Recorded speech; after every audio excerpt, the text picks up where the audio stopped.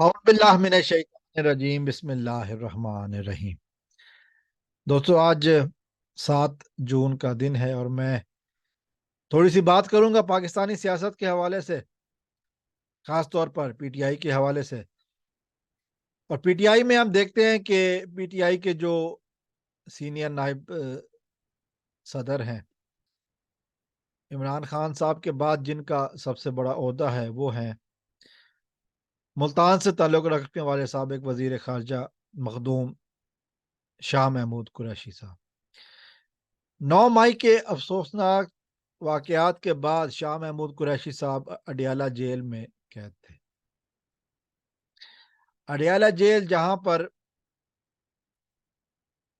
ان کے وکیل کو ملاقات کی اجازت نہیں تھی یا بہت کم تھی، لیکن جو دوسرے افراد تھے، خاص طور پر فواد چودھری جیسے افراد کو کئی گھنٹے روزانہ کی بنیاد پر جب وہ چاہتے ملنے کی اجازت تھی۔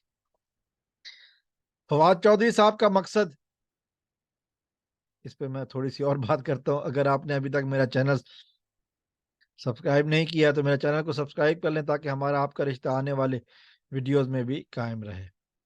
فواد چودھری صاحب کا مقصد ملاقاتوں کا شاہ محمود قریشی کو پی ٹی آئی سے الگ کرنا تھا۔ شاہ محمود قریشی ڈٹے رہے۔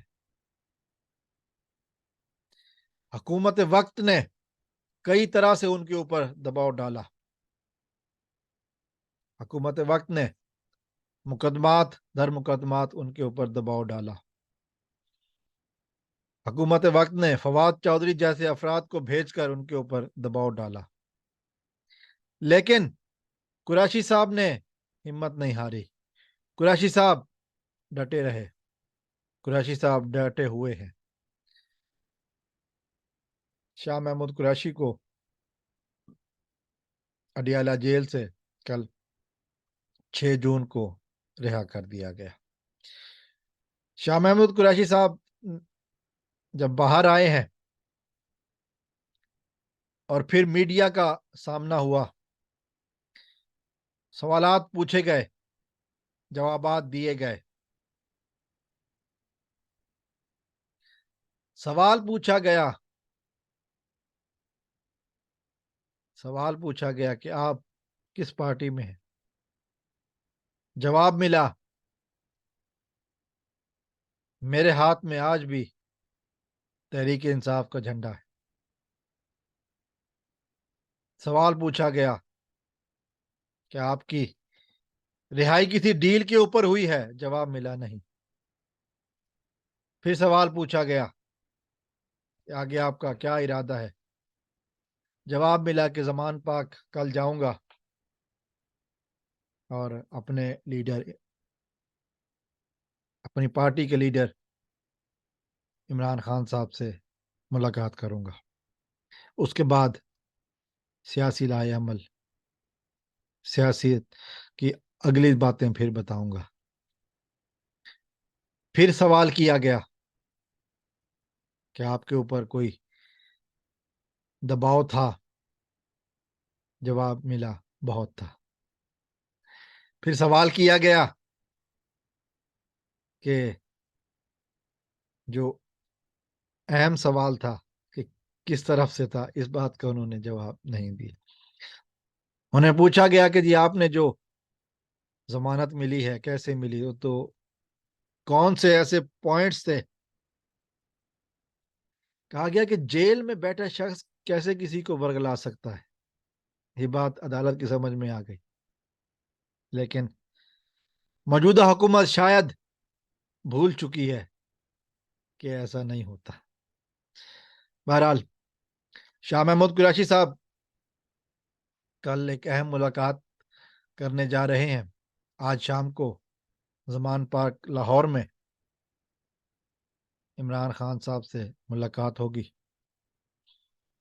تحریک انصاف کا مضبوط ترین پاوا، جو بھی آپ کہہ سکتے ہیں، مجھے مضبوط ترین ستون قائم ہے، ٹوٹا نہیں، ابھی تک ٹوٹا نہیں، قائم ہے۔ जहांगीर तरीन की ऑफर लेकर फवाद चौधरी साहब गए, कुछ नहीं हुआ। वो सब जानते हैं कि तहरीक इंसाफ में वोट सिर्फ इमरान खान का है, किसी और का नहीं है। बातें यहां तक भी हो रही हैं कि अगर किसी खंबे को भी टिकट दे दें तो जीत जाएगा। बहरहाल ये वक्त बताएगा। इस वक्त अपनी जाहिरी फतह मनाने वाले हुक्मरान तब का सोचना चाहिए कि अब क्या होगा, इलेक्शन का ऐलान कब होगा, फिर तमाशा हम देखेंगे। इस वक्त तक तो एक ही बात है जो तहरीक इंसाफ के कारकुनों के लिए और तहरीक इंसाफ और इमरान खान के नजरिए से अपने आप को मिलाने वाले अफराद के लिए कि शाह महमूद कुरैशी साहब की गिरफ्तारी को अदालत ने कलअदम करार दिया है और उनकी फौरी रिहाई हो चुकी है, और आज उनको किसी भी वक्त उनकी इमरान खान साहब से मुलाकात है। फिर दो बड़े मिल बैठेंगे और आगे की बारे में मुस्बत सोचें होंगी। बहुत सारी अच्छी हवाएं आहिस्ता आहिस्ता चलना शुरू हो गई हैं। फिर देखते हैं कि आगे क्या होता है। अब तक के लिए जितने रहनुमा छोड़ कर गए,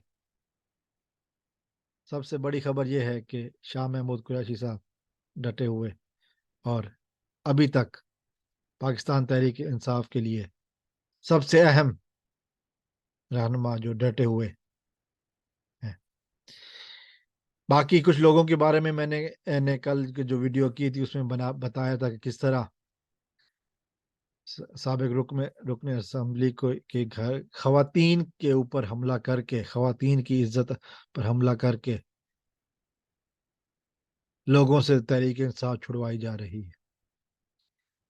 जिल्लत और घटियापन की इंतहा तक पहुंच गई है मौजूदा हुकूमत, लेकिन अवाम के दिलों से इमरान खान को नहीं निकाल सकी, और ये हकीकत है जिसे वो भी मानते हैं।